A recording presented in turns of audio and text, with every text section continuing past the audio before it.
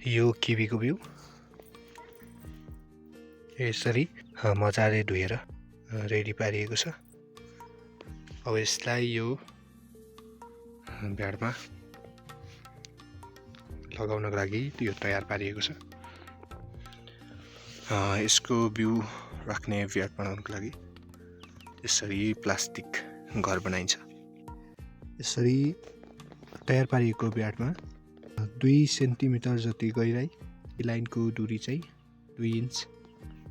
यसरी यो एउटा लाइन भयो, यो अर्को लाइन भयो, यसरी कोरिन्छ अनि प्रत्येक लाइनमा यसरी बिउलाई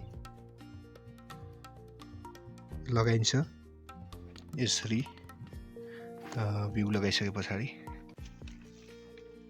यसलाई ठिक्क तरिकाले माटोले यसरी छोपिन्छ।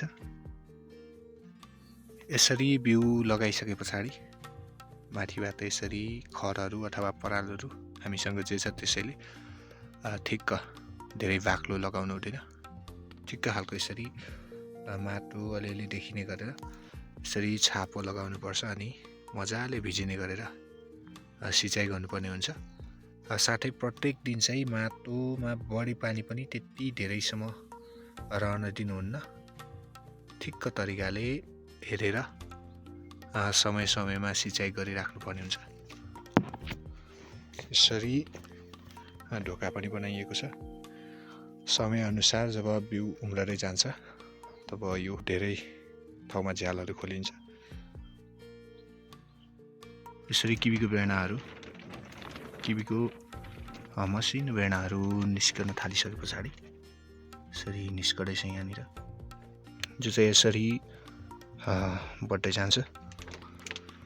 यसरी जुन लगाएको छापोहरू छ यसलाई चाहिँ बिस्तारै हटाउँदै यहाँ उम्रेका झारहरूलाई बिस्तारै उखेलेर हटाउनु पर्ने हुन्छ।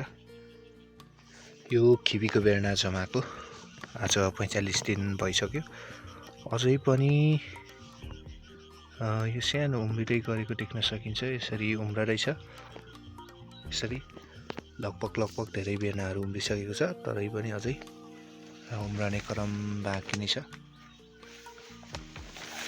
यसरी समय समयमा यसको झारहरू हटाइराख्नु पर्ने हुन्छ। यहाँ पनि उम्रदैछ, सानो कुनै ठुल्ठुलो भइसकेको छ।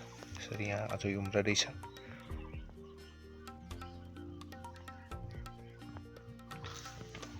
यसरी प्रत्येक लाइनमा चाहिँ एकदमै राम्रोसँग उम्रेको देख्न सकिन्छ। अलि टाढामा चाहिँ सानो सानो भएको कारण अलि देखिँदैन।